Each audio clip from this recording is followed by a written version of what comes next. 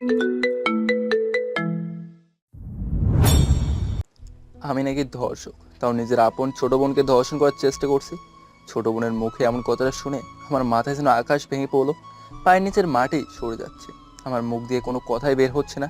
যে বোন নিজে না খেয়ে তার নিজের খাবার আমার মুখে তুলে দিত, তার মুখে এমন একটা কথা শুনবো আমি কখনো কল্পনাও করি নাই।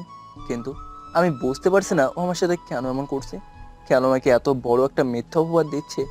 যেখানে সবাই আমাকে অপছন্দ করে, সেখানে আমার এই একটা মাত্র বোন আমাকে ভালোবাসতো, আর সে আমার নামে এমন একটা মিথ্যা অপবাদ দিল। ভাবতেও আমার বুক ফেটে যাচ্ছে। আমি মাথা নিচু করে বাবা মায়ের সামনে দাঁড়িয়ে আছি, আর আমার দু চোখ দিয়ে টলমল করে পানি বের হচ্ছে। ছি, আমি কখনো ভাবতে পারি নাই তুই এমন একটা জঘন্য কাজ করবি। আসলে তোকে জন্মের পরেই মেরে ফেললে ভালো হতো। তুই এমন একটা কাজ করবি জানলে তোকে অনেক আগেই গলা টিপে মেরে ফেলতাম। বাবা, বিশ্বাস করো, আমি এমন কোনো কিছু করি নাই। এই বোন, তুই আমার নামে কেন এমন মিথ্যা অপবাদ দিচ্ছিস বল না। তুই তো জানিস আমি কিছু করিনি। তুই একটু বাবাকে বল আমি কিছু করি নাই, প্লিজ বোন আমার। আমি তানজিনের দিকে তাকিয়ে কথাটা বললাম। তানজিনা আমার দিকে তাকিয়ে আবার নিজের চোখ সরিয়ে নিল, আর আমার চোখ দিয়ে পানি বের হচ্ছে। কিন্তু তানজিনা আর কোনো কথা বলছে না। আম্মু আমার দিকে এগিয়ে এসে আমার গালে ঠাস ঠাস করে কয়েকটা থাপ্পড় বসিয়ে দিল। আমি গালে হাত দিয়ে অশ্রুমাখা নয়নে মায়ের দিকে তাকালাম, কিন্তু আমার জন্য মায়ের মনে কোনো মায়া দেখতে পাচ্ছি না, শুধু ঘৃণা দেখতে পাচ্ছি। এমনিতেই বাবা মা আমাকে ভালোবাসে না, ভালোবাসা তো দূরের কথা, আমাকে দেখতেও পারে না। আমার মাঝে মাঝে জানতে ইচ্ছে হয় আমি কি সত্যি তাদের ছেলে। আমাকে কেন তারা এত অবহেলা করে, কি দোষ আমার। তুই যে এমন অমানুষ হবি আমি কখনো চিন্তা করতে পারি নাই। তোকে যে আমি 10 মাস 10 দিন পেটে রাখছি, এখন নিজের প্রতি নিজেরই অনেক ঘৃণা হচ্ছে। কিভাবে পারলাম এমন কুলাঙ্গার ছেলে জন্ম দিতে? আম্মু, আমি কিছু করি নাই, প্লিজ আমাকে বিশ্বাস করো তোমরা। তানজিনা মিথ্যে বলছে আমার নামে। আমি এই কথা বলে শেষ করার আগেই আব্বু এসে তার শরীরের সব শক্তি দিয়ে আমার বুকে অনেক জোরে একটা লাথি দিল। আমি নিজেকে সামলাতে না পেরে মাটিতে পড়ে গেলাম। তারপর আব্বু একটা লাঠি নিয়ে এসে আমাকে মারতে শুরু করে। আমাকে অনেকক্ষণ মারলো, আমার শরীরের অনেক জায়গা দিয়ে রক্ত বের হতে শুরু করে দিল। তাও আব্বু আমাকে মেরেই যাচ্ছে। আমি মাগো মাগো বলে চিৎকার করছি, কিন্তু আমার কথা কারো কান অব্দিও যাচ্ছে না। আমি আর সহ্য করতে না পেরে আম্মুর পা ধরে পড়লাম, আর বলতে লাগলাম, আব্বু আমাকে আর মেরো না, প্লিজ আমাকে ক্ষমা করে দাও, আমি কিছু করি নাই। আব্বু আমার কথা বিশ্বাস করলো না, আমাকে তার পা দিয়ে আবার লাথি মেরে দূরে সরিয়ে দিল। আমি গিয়ে খাটের কোণে একটা বাড়ি খেয়ে আমার মাথা ফেটে যায়। আমার মাথায় রক্তে আমার জামা লাল হয়ে গেল। আমি অশ্রু সজল চোখে আমার বোনের দিকে করুণার দৃষ্টিতে তাকালাম। আমি তানজিনার দিকে তাকিয়ে দেখি ওর চোখে পানি। যে বোনের চোখে পানি আমি সহ্য করতে পারতাম না, আজকে তার চোখের পানি দেখে আমার খুব ঘৃণা হচ্ছে। আমি মায়ের দিকে তাকালাম, কিন্তু আম্মু আমার দিক থেকে তার চোখ সরে নিল। আব্বু আমাকে আবার মারতে শুরু করে দিল, আমাকে অনেকক্ষণ মারলো। আমি আর সহ্য করতে পারছি না, আমার চোখ ঝাপসা হয়ে আসছে। আমি এবার মা গো বাবা গো বলে চিৎকার দিচ্ছি, কিন্তু আমার চিৎকারের শব্দ আব্বুর কান অব্দিও যাচ্ছে না। আমি আর সহ্য করতে না পেরে অজ্ঞান হয়ে গেলাম। চোখ খুলে নিজেকে বন্ধ রুমের ভেতরে আবিষ্কার করলাম। চোখ খুলে দেখে আমি ফ্লোরে শুয়ে আছি, পুরো শরীর ব্যথা হয়ে আছে, শরীর নাড়াতে পারছি না। পেটে অনেক ক্ষুধাও লেগেছে, ওঠার চেষ্টা করলাম কিন্তু পারছি না, তাই আবার ফ্লোরে শুয়ে পড়লাম। কিছুক্ষণ পরে চোখ খুলে অনেক কষ্ট করে দাঁড়ালাম। ফোনের দিকে তাকিয়ে দেখি আরিয়া অনেকগুলো কল দিছে। ও, আপনারা তো বলাই হয়নি আরিয়া আসলে কে। আরিয়া আমার গার্লফ্রেন্ড, আরিয়ার সাথে আমার 4 বছরের রিলেশন। আরিয়া আমার বিষয়ে সব কিছুই জানে। আরিয়ার ব্যাপারে বাকি গল্প ওর সাথে থাকলেই জানতে পারবেন। মূল গল্পে চলে যাই। আমি আরিয়ার কল দেখে সাথে সাথে আরিয়াকে কল ব্যাক করলাম। আরিয়ার সাথে সাথে কল রিসিভ করে যা বললো, আমি এটা শোনার জন্য মোটেও মানসিকভাবে প্রস্তুত ছিলাম না। কি রে, যেখানে আমি তোর কল ইগনোর করার কথা সেখানে তুই আমার কল রিসিভ করছিস না? তুই যে এতটা নিচু মনের মানুষ আমি কখনো ভাবতে পারি নাই। শেষে কিনা নিজের ছোট বোনের সাথে। আমার ভাবতেও খারাপ লাগছে যে তুই এত খারাপ, আর আমি তোর সাথে এতদিন রিলেশন রেখেছি। নিজের ওপর ঘৃণা হচ্ছে এখন। তোর যখন এতই ইচ্ছে হয়েছে আমাকে বলতি, আমরা বিয়ে করে নিতাম। আরিয়া, তুমি তো আমাকে অন্তত বিশ্বাস করো, আমি কিছু করি নাই। তুই চুপ থাক।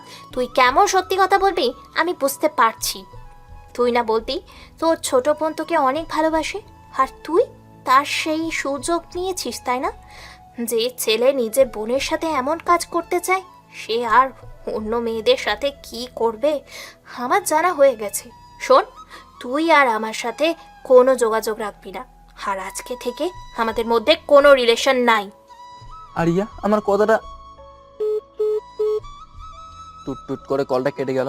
তারপর আমি আবার কল দিলাম, কিন্তু আরিয়া কল কেটে দিচ্ছে। তো আমি বারবার কল দিচ্ছিলাম, তাও কেটে দিচ্ছে বারবার। একটু পরে আরিয়া নিজের ফোন বন্ধ করে দিল। আরিয়া আমাকে বিশ্বাস করলো না। আমার খুব কষ্ট হচ্ছে, চোখ দিয়ে পানি বের হয়ে পড়ছে। ইচ্ছে করছে চিৎকার করে কান্না করি, কিন্তু আমি সেটাও পারছি না। কারণ আমি যে ছেলে, ছেলেদের কান্না বুকের ভেতরেই থাকে, আর বোবা কান্না করতে হয়। বসে বসে ভাবছি, এইখানে আমি আর থাকবো না। যার জন্য এই বাড়িতে পড়ে আছি, এত অবহেলার পরেও সেই কিনা আমাকে মিথ্যা অপরাধী বানিয়ে দিল। আমি এই গ্রাম ছেড়ে চলে যাবো, আর থাকবো না এখানে। কিন্তু আমি কোথায় যাব, কার কাছে যাব? আমার তো আর কোনো আত্মীয় নেই। কখনো এই গ্রাম ছেড়ে কোথাও যায়নি কখনো। যেদিকে দু চোখ যায় সেখানেই চলে যাব। আমি ঘড়ির দিকে তাকিয়ে দেখি রাত 12টা বেজে গেছে। আমি একটা ব্যাগ, নিজের কয়েকটা জামা নিয়ে আমার রুম থেকে বের হয়ে গেলাম। মা বাবাকে একবার দেখতে ইচ্ছে করছে খুব। ভালো করে হাঁটতেও পারছি না, পায়ে অনেক ব্যথা। ধীরে ধীরে মা বাবার রুমের দিকে এগিয়ে গেলাম। দরজার সামনে গিয়ে দেখি বাবা মা ঘুমিয়ে আছে। খুব ইচ্ছে করছে শেষবারের মতো আম্মুকে জড়িয়ে ধরতে, আব্বুর পায়ে হাত দিয়ে সালাম করতে ইচ্ছে করছে, কিন্তু আমি পারবো না। আমি তাদের রুমে গেছি, জানতে পারলে আমাকে মেরেই ফেলবে। নিজের চোখের পানি মুছে বাসা থেকে বের হয়ে গেলাম। বাসা থেকে বের হয়ে হাঁটা শুরু করে দিলাম। একটু সামনে যেতে দেখি একটা ট্রাক দাঁড়িয়ে আছে, আর দেখেই বোঝা যাচ্ছে এটা ঢাকায় যাবে। আশেপাশে তাকিয়ে দেখি কাউকে দেখতে পাচ্ছি না, তাই তাড়াতাড়ি করে আমি ট্র্যাকের উপরে উঠে বসলাম। কিছুক্ষণের মধ্যে আমার চোখেই ঘুম চলে আসে। আমি চোখ খুলে দেখি আশেপাশে বড় বড় দালান কোঠা। সবার কাছে শুনেছি ঢাকাতে নাকি অনেক বড় বড় দালান থাকে। একটু পরে ট্রাক দাঁড়িয়ে গেল। আমি তাড়াতাড়ি করে ট্রাক থেকে নেমে গেলাম। আমার ব্যাগটা কাঁধের উপরে নিয়ে সামনে দিকে এগোতে থাকলাম। পেটে অনেক ক্ষুধা লেগেছে, আর হাঁটতেও পারছি না। এমন সময় অনুভব করলাম কেউ আমাকে পেছন থেকে আমার জামা ধরে ডাকছে। আমি পেছনে তাকিয়ে দেখি একটা বাচ্চা ছেলে। স্যার, আমাকে কিছু টাকা দিবেন? আমি কিছু কিনে খাবো, অনেক দিন ধরে কিছু খেতে পারছি না, আমাকে কিছু টাকা দিয়ে সাহায্য করুন স্যার। আমি ছেলেটার দিকে তাকিয়ে খুব মায়া লেগে গেল। আমি আমার পকেটে হাত দিয়ে দেখি মাত্র 10 টাকা আছে। আমারও অনেক ক্ষুধে পেয়েছে। 10 টাকা তো আমারই লাগবে, কি করব বুঝতে পারছি না। আমি হয়তো একদিন না খেয়ে আসি, আর ছেলেটা কতদিন না খেয়ে আছে কে জানে। তাই আমি ছেলেটাকে 10 টাকা দিয়ে মাথায় হাত বুলিয়ে দিয়ে আবার হাঁটা শুরু করে দিলাম। আশেপাশে তাকিয়ে হেঁটে যাচ্ছি।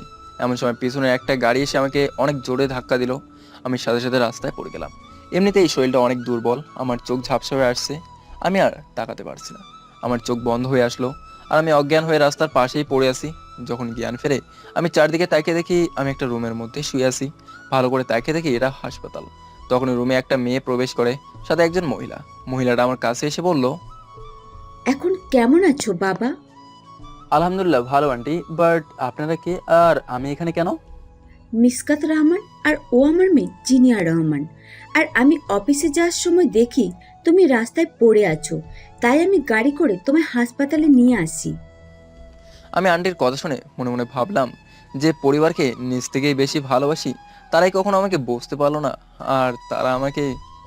কি হলো বাবা, কি ভাবছো? আমি আন্টির কথা শুনে ভাবনা থেকে বেরিয়ে এসে বললাম, না আন্টি কিছু না, তবে আন্টি আপনার এই ঋণ আমি কোনোদিনও শোধ করতে পারবো না। আরে কি সব বলো, এটা তো আমাদের কর্তব্য। আর তুমি এখন রেস্ট নাও, আমার কাজ আছে একটু। আর জিনিয়া, তুই ওর জন্য ওষুধগুলো এনে সাথে রাখিস। তারপর আন্টি আমার উদ্দেশ্যে বলল, আসি বাবা এখন আমি।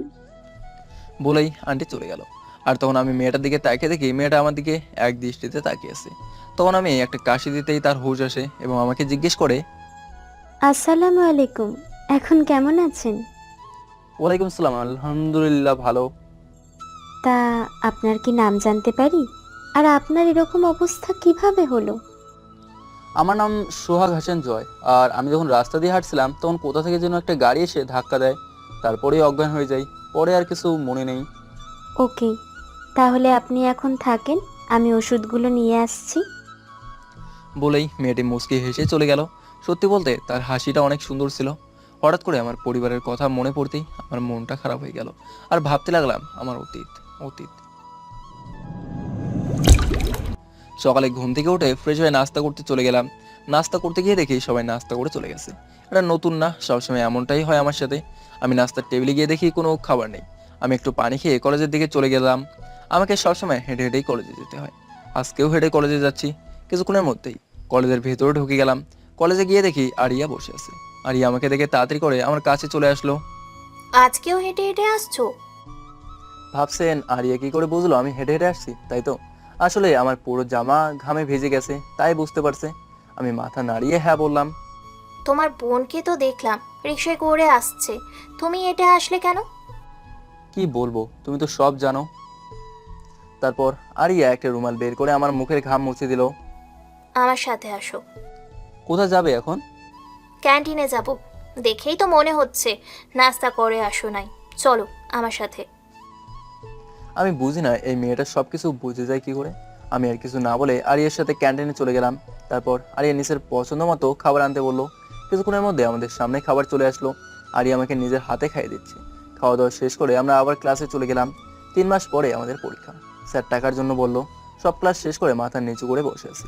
এমন সময় আরিয়া আমার পাশে এসে বসলো। কি হয়েছে তোমার, এভাবে বসে আছো কেন? 3 মাস পরে তো আমাদের পরীক্ষা, কিন্তু আমি চিন্তা করছি আব্বুর কাছে টাকা চাইলে কি দেবে। আব্বু টাকা না দিলে তো আমি পরীক্ষা দিতেও পারবো না। আগে দেখো কি বলে আঙ্কেল, তারপরেরটা পরে দেখা যাবে। চলো এখন বাসায় যাই, দেরি হলে আবার আমার সমস্যা হবে। ঠিক আছে যাও। তারপর আমি আরিয়া থেকে বিদায় নিয়ে হাঁটা শুরু করলাম। একটু সামনে যেতে দেখি তানজিনা আমার জন্য রিক্সা নিয়ে দাঁড়িয়ে আছে। ভাইয়া ওঠ আমার সাথে, আমিও তো বাসায় যাচ্ছি। না আব্বু, দেখলে আমাকে আবার মারবে। তুই যা, আমি হেঁটে যেতে পারবো। আরে উঠে বস তো, বেশি কথা বলিস না। তারপর তানজিনা আমাকে দৌড়াদৌড়ি করে রিক্সাতে ওঠালো। কিছুক্ষণের মধ্যেই বাসের সামনে গিয়ে রিক্সা দাঁড় করালো। এদিকে আম্মুর উপর থেকে আমাদের দেখে ফেলছে। তারপর আমি আর তানজিনা বাসের সামনে গিয়ে দরজার কলিং বেল চাপ দিতেই আম্মু এসে দরজা খুলে দিল। দরজা খুলে আম্মু আমার গালে ঠাস করে একটা চর বসিয়ে দিল। আমি মাথা নিচু করে দাঁড়িয়ে আছি। আম্মু ভাইয়াকে মারলে কেন? ভাইয়া কি করেছে আবার? ও তোর সাথে রিক্সা করে আসলো কেন? ওর সাহস হয় কি করে? ভাইয়া আসতে চাইনি, আমি তো জোর করে উঠালাম। তুই চুপ থাক, আমি জানি সব কিছুই। যা, তুই তোর রুমে যা। তারপর তানজিনা নিজের রুমে চলে গেল। আমি মাথা নিচু করে দাঁড়িয়ে আছি। আম্মু এবার আমার মাথার চুল টেনে ধরলো। আমি অনেক ব্যথা পাচ্ছিলাম। আম্মু ছাড়ো, আমি ব্যথা পাচ্ছি। তুই রিক্সায় করে আসলি কেন? ও তোকে উঠতে বলেছে আর তুইও নাচতে নাচতে উঠে গেলি। এইবারের মতো আমাকে মাফ করে দাও, নেক্সট টাইম আর এমন হবে না। আজকে তোর খাওয়া বন্ধ। এই কথা বলে আম্মু চলে গেল। আমার চোখে পানি টলমল করছে। আমি চোখ মুছে তাড়াতাড়ি করে নিজের রুমে চলে গেলাম। ওয়াশরুমের ভেতরে গিয়ে পানি ছেড়ে দিয়ে অনেকক্ষণ কান্না করলাম। তারপর গোসল করে বের হয়ে নিজের রুমে বসে আছি। তানজিনা আমার রুমে চলে আসলো। ভাইয়া আমাকে তুই ক্ষমা করে দিস, আমার জন্য তোকে মার খেতে হয় সব সময়। তোর খুব কষ্ট হয় তাই না ভাইয়া? তানজিনার কথা শুনে আমার চোখ দিয়ে পানি বের হয়ে চলে আসলো। তানজিনা আমার চোখের পানি মুছে দিয়ে বলল, ভাইয়া তুই এই বাড়ি ছেড়ে চলে যা, তুই এখানে থাকলে এরা তোকে বাঁচতে দেবে না, তোকে মেরে ফেলবে। তুই চলে যা এই বাড়ি ছেড়ে। তুই কি দেখিস না কিভাবে ব্যবহার করে তোর সাথে সব সময়? আমি এইবারে ছেড়ে চলে গেলে তুই ভাইয়া বলে কাকে ডাকবি? আর আমাকে কে খাইয়ে দিবে বল? এই দুনিয়াতে তো তোর মতো করে আমাকে কেউ ভালোবাসে না, কেউ ভালোবেসে খাইয়ে দেয় না। তুই কি করে থাকবি আমাকে ছেড়ে? তোর কি কষ্ট হবে না আমি চলে গেলে? আমি কথা শেষ করার আগেই তানজিনা আমাকে জোরে ধরে কান্না করে দিল। আমি নিজে কান্না ধরে রাখতে পারলাম না। আমার চোখ দিয়েও পানি নামছে। তারপর দুই ভাই বোন অনেকক্ষণ কান্না করলাম। খুব কষ্ট হয়, আমার বোনটা আমার জন্য অনেক কথা শোনে। আমি কেমন ভাই ভাবতেও কষ্ট হচ্ছে। তুই এভাবে কান্না করিস না বোন, তোর কান্না আমি সহ্য করতে পারি না, আমার খুব কষ্ট হয়। আচ্ছা দেখ, আমি আর কান্না করছি না। দেখ ভাইয়া, আমি হাসছি। যা খাবার খেয়ে নে, অনেক বেলা হয়ে আসছে, না হলে সবাই খেয়ে নেবে তোকে রেখেই। আমাকে নিয়ে তোকে চিন্তা করতে হবে না। তুই খাবি না? আয় একসাথে খাবো। আমার খিদে নাই বোন, তুই খেয়ে নে, আমার খুব ঘুম পাচ্ছে, আমি ঘুমাবো। তানজিনা আর কিছু না বলেই চলে গেল। আসলে আমার সত্যি খিদে পেয়েছে অনেক, কিন্তু ওকে কি করে বলবো যে আম্মু আজকে আমার খাওয়া বন্ধ করে দিয়েছে। আমি 1 গ্লাস পানি খেয়ে শুয়ে আছি, খালি পেটে ঘুমও আসছে না। অন্যদিকে আব্বু আম্মু তানজিনা একসাথে খেতে বসছে। আম্মু ভাইয়ার খাবার কই?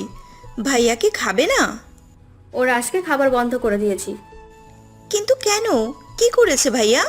ভাইয়ার তো কোনো দোষ ছিল না, আমি তো জোর করে নিয়ে আসছি ভাইয়াকে। তোকে আর ওর হয়ে উকালতি করতে হবে না, নিজের খাবার নিজে খেয়ে নে। হায় রে মানুষ, এক ছেলে ওইদিকে না খেয়ে খালি পেটে শুয়ে আছে, আর তোমরা মা বাবা হয়ে তার কোনো খোঁজও নাও না। এই কথা বলে তানজিনা নিজের খাবার হাতে নিয়ে দাঁড়িয়ে গেল। তুই আবার কই যাস? উঠলি কেন? এই খাবার আমার, তাই তো? আমি যা ইচ্ছে তাই করতে পারি। এই খাবার আমরা দুই ভাই বোন ভাগ করে খাবো। এই কথা বলে তানজিনা খাবার নিয়ে আমার রুমে চলে আসলো।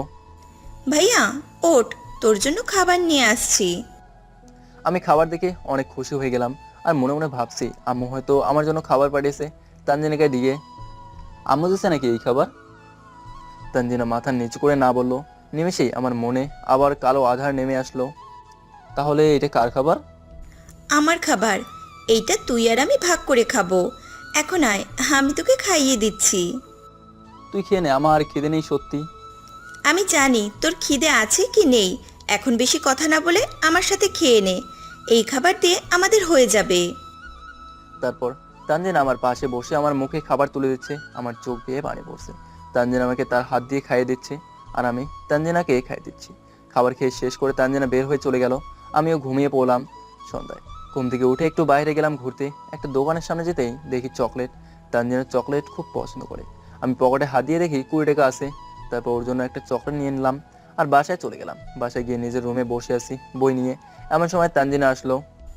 ভাইয়া কি করিস? এই তো পড়ছি। তুই হঠাৎ আমার রুমে কেন আসলি?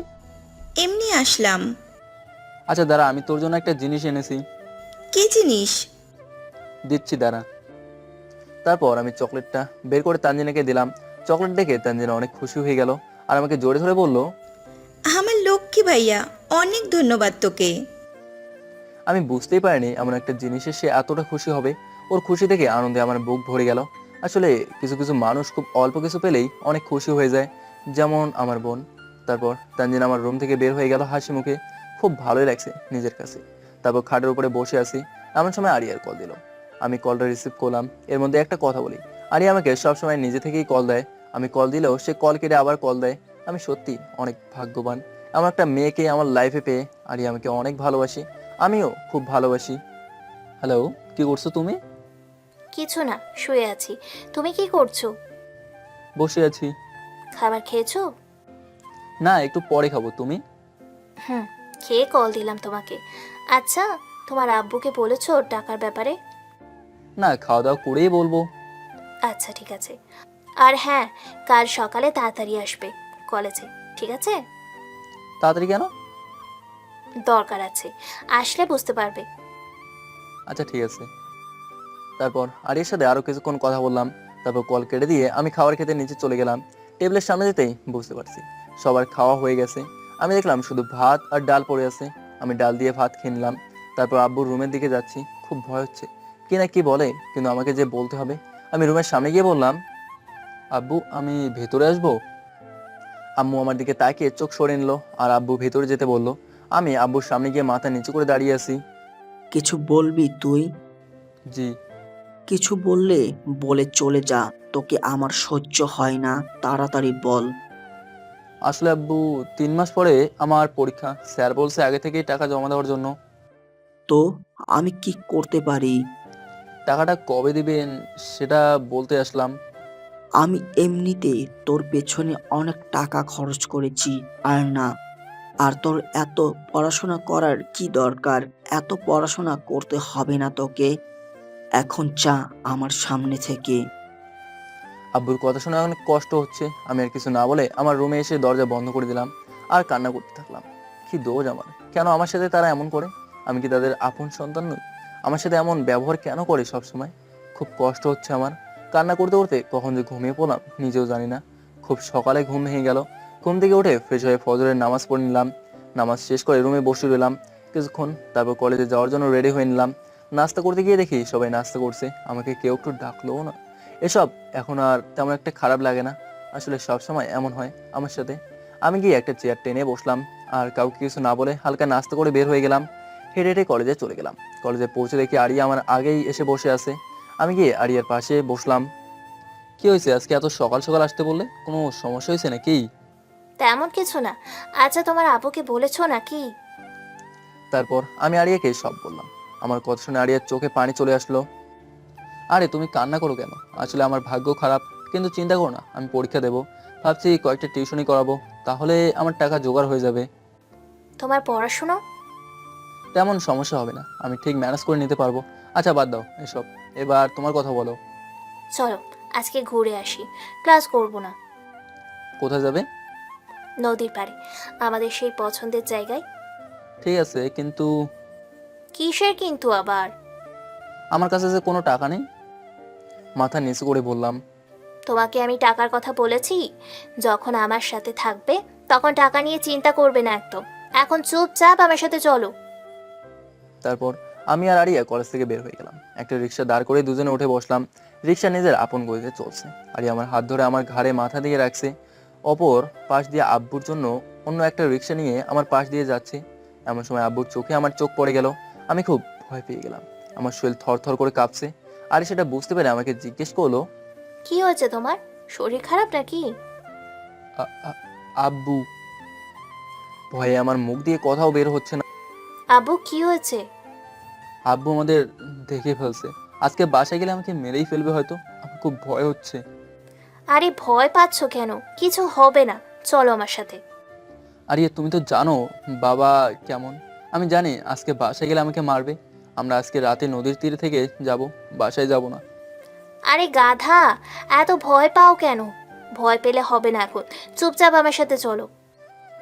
তারপর কিছুক্ষণের মধ্যেই দুজনে নদীর পাড়ে চলে আসলাম। নদীর পাড়ে বসে আছি আমি আর আরিয়া। আরিয়া আমার কাঁধের উপরে তার মাথা রেখে নদীর দিকে তাকিয়ে আছি। আমিও নদীর দিকে তাকিয়ে আছি। দেখো আরিয়া, নদীর স্রোতের মতো যদি আমাদের জীবনটা হতো কত ভালো হতো, তাই না? কেউ আমাদেরকে কোনো কিছু দিয়ে বাধা দিতে পারতো না। সবসময় নিজের মতো করে বাঁচতে পারতাম। কখনো কেউ অবহেলা করতে পারতো না, তাই না? হুম। তারপর দুজনেই অনেকক্ষণ নদীর পাড়ে বসে রইলাম। অনেকক্ষণ কথা হলো আমাদের মাঝে। এবার বাসায় যেতে হবে, চলো। আমি এই বাসায় যাবো না, তুমি চলে যাও। কেন যাবে না? আমি বাসায় গেলে আব্বু আমাকে মারবে। আমি বাসায় যাব না। কিছু হবে না, চলো, আমি বাসায় দিয়ে আসছি তোমাকে। দরকার নেই, আব্বু তোমাকে অপমান করবে। আমি একাই যাচ্ছি। আমি তোমার অপমান সহ্য করতে পারবো না। আরিয়া এবার আমাকে জড়িয়ে ধরলো। আমিও খুব শক্ত করে জড়িয়ে ধরলাম। তারপর যে যার বাসায় চলে গেলাম। বাসার সামনে যেতেই খুব ভয় লাগছে। কাঁপা কাঁপা হাতে দরজায় কলিং বেল চাপ দিতেই আম্মু এসে দরজা খুলে দিল। আমি ভেতরে ভালো করে দেখতে থাকলাম আব্বু আছে কিনা। দেখি আব্বুকে কোথাও দেখা যাচ্ছে না। চোরের মতো কি এমন দেখিস? না, কিছু না। এই কথা বলে আমি আমার রুমে গিয়ে দরজা বন্ধ করে বসে রইলাম। তারপর ফ্রেশ হয়ে নিলাম। অনেকক্ষণ বসে রইলাম। নিজের রুমে খিদেও লেগে গেছে।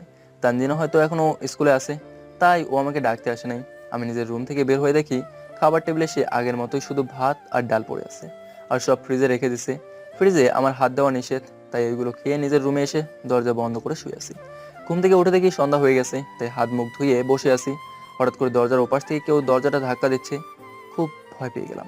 কাঁপা কাঁপা হাতে দরজাটা খুলে পা জোরে ধরে বললাম, আব্বু আমাকে ক্ষমা করে দাও, আমি যেতে চাইনি, আমাকে মেরো না প্লিজ, আমার শরীরে অনেক ব্যথা হয়ে আছে। ভাইয়া ছাড়, কি করছিস এসব? তানজিনার গলার আওয়াজ শুনে আমি উপরের দিকে তাকিয়ে দেখি তানজিনা। কি হয়েছে ভাইয়া? আব্বু তো বাসায় নেই, 2 দিনের জন্য ঢাকা গেছে কি একটা কাজে। ও না, কিছু না। বলবি না আমাকে? তারপর তানজিনাকে সব বললাম। তানজিনার সাথে কিছুক্ষণ কথা বললাম। তারপর তানজিনা চলে গেল। দেখতে দেখতে অনেক দিন কেটে গেল আর আমার পরীক্ষাও চলে আসলো। এর ভেতরে অনেকবার আমি মার খেয়েছি বিনা কারণে, অনেক বকা খেয়েছি। আসলে আমি এই বাসা ছেড়ে যেতে পারি না। খুব ভালোবাসি সবাইকে। মা বাবা তো সন্তানের ভালো চায়, তাই তাদের এত অত্যাচার সহ্য করি। হয়তো তারা আমার ভালোর জন্য এইসব করে। কাল আমার পরীক্ষা। আমি বাসায় বসে কান্না করছি, কারণ আমি পরীক্ষা দিতে পারবো না। আব্বুকে অনেকবার বলছি, পায়ে ধরে বলছি, তাও টাকা দিল না। খুব কষ্ট হচ্ছে। তাহলে কি আমার পড়াশোনা এইভাবেই শেষ হয়ে গেল? এসব ভাবতে ভাবতেই চোখ দিয়ে পানি বের হচ্ছে। এমন সময় আরিয়া কল দিল। কি করছো তুমি? কিছু না, তুমি? শুয়ে আছি। তোমার গলা এমন শোনাচ্ছে কেন? কই, ঠিকই তো আছে। ও আচ্ছা, যাই হোক, কাল পরীক্ষা দিতে কখন আসবে? আরিয়ার কথা শুনে আবার কান্না করে দিলাম। কি হয়েছে, কান্না করছো কেন? আমি পরীক্ষা দিতে পারবো না, আব্বু টাকা দিবে না বলছে। আমার কাছে তো এত টাকা নাই, আমি কি করে পরীক্ষা দেব? আরিয়া কিছু না বলে চুপ হয়ে আছে আর আমি কান্না করেই যাচ্ছি। একটু পর কল কেটে দিয়ে শুয়ে পড়লাম। সন্ধ্যায় ঘুম থেকে উঠলাম।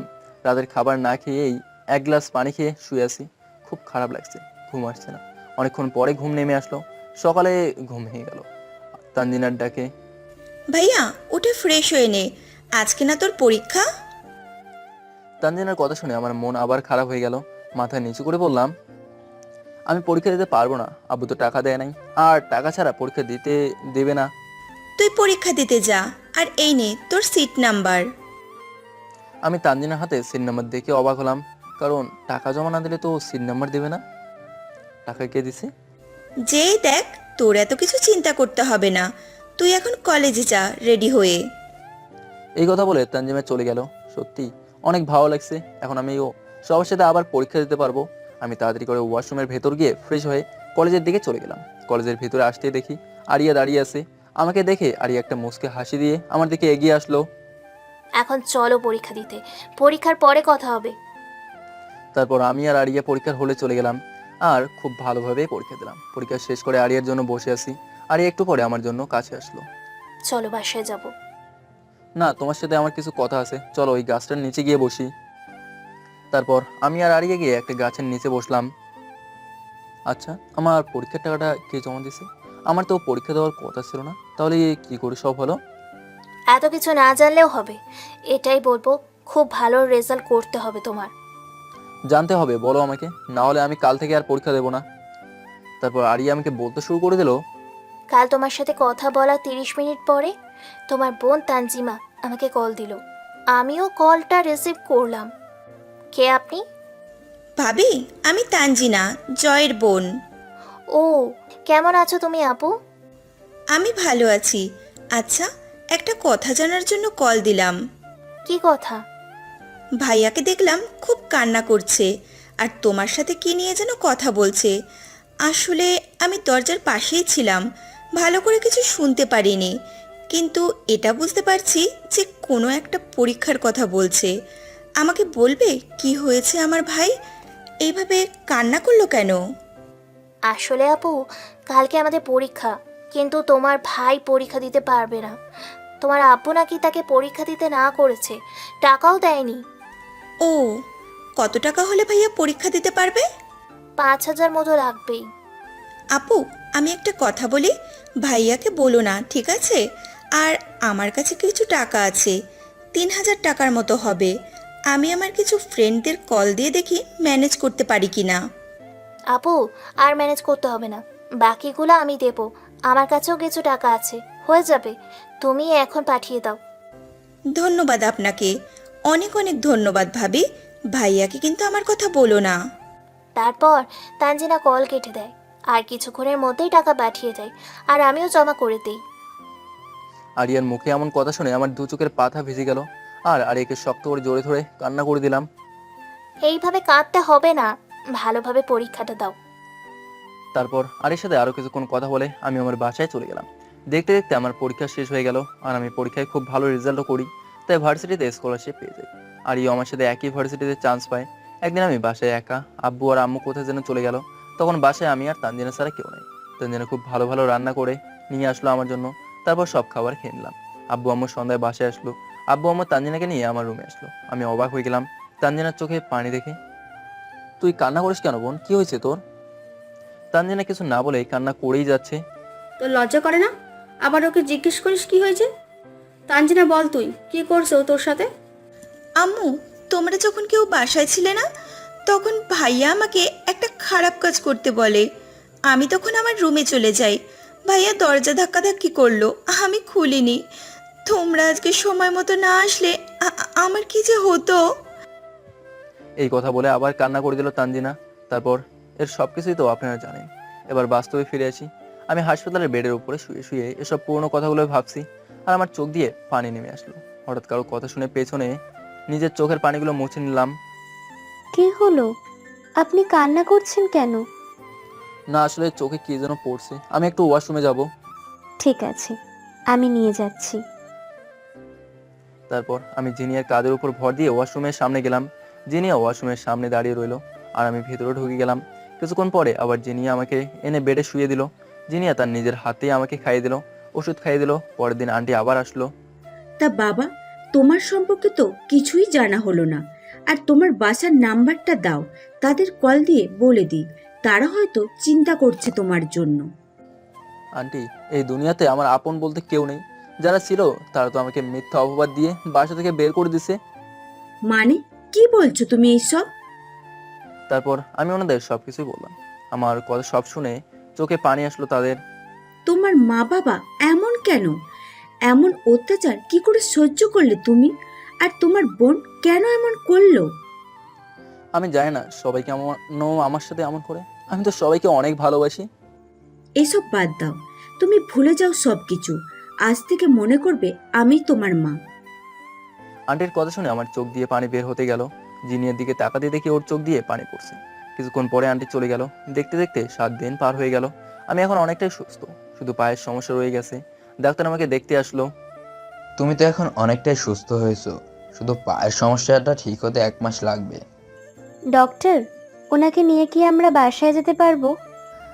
পারবে, তবে ওর সাথে একটা নার্স দিতে চেয়েছিলাম, কিন্তু তুমি যেভাবে ওর যত্ন নিচ্ছ মনে হয় এই নার্সের দরকার নেই। ডাক্তারের কথা শুনে জিনিয়া একটা মুচকি হাসি দিল। তারপর জিনিয়া ফোন বের করে আন্টিকে কল দিল। আন্টি এসে আমাকে হাসপাতাল থেকে বাসায় নিয়ে গেল। ভর দিয়ে হাঁটার জন্য আমাকে কাঠের 2টা স্ট্যান্ড দিল। এগুলো কে কি বলে নামটা মনে নেই। জিনি আমার অনেক খেয়াল রাখে, কখন কি করছি সব খেয়াল রাখে। মেয়েটা খুব ভালো। আমি রুমে শুয়ে আছি, এমন সময় জিনি আসলো। কি করছেন এখন আপনি? শুয়ে আছি। শরীর কেমন এখন? আলহামদুলিল্লাহ অনেক ভালো। আচ্ছা, আমার রুমে বসে থাকতে ভালো লাগছে না, একটু ছাদে চলে গেলে ভালো হতো না? ওকে, চলুন। তারপর জিনি আমাকে নিয়ে ছাদের উপরে চলে গেল। ছাদের উপরে বসে আছি দুজনে, খুব ভালোই লাগছে। তখন জিনিয়া বলল, আচ্ছা, একটা কথা বলি। জি বলুন। আজ থেকে আমরা বন্ধু, ঠিক আছে? আচ্ছা ঠিক আছে। বন্ধুত্বের মধ্যে কিন্তু আপনি চলবে না, তুমি করেই বলতে হবে। ওকে, আপনিও তুমি করে বলতে হবে। আবার আপনি? সরি, তুমি। তারপর জিনিয়ার সাথে আরো কিছুক্ষণ কথা বললাম। দেখতে দেখতে সন্ধ্যা হয়ে গেল, তাই আমরা নিচে নেমে গেলাম। জিনি আমাকে রুমের মধ্যে শুয়ে দিয়ে বের হয়ে গেছে। একটু পরে আমি স্ট্যান্ড দিয়ে ওয়াশরুমের ভেতরে গেলাম। বের হয়ে দেখি জিনি আমার দিকে রাগীভাবে তাকিয়ে আছে। আমি একটু ভয় পেয়ে জিজ্ঞেস করলাম, কি হয়েছে? তোমাকে না বলেছি কোনো প্রয়োজন হলে আমাকে ডাকবে? একা একা হাঁটতে গেলে কেন, যদি আবার ব্যথা পেতে? আসলে তোমাকে বিরক্ত করতে চাইনি, আর স্ট্যান্ড তো আছেই, তাই ওটা নিয়েই চলে গেলাম। আর যদি একা একা এইভাবে হাঁটো, তাহলে যে পা ভালো আছে ওইটাও ভেঙে দেব, বলে দিলাম।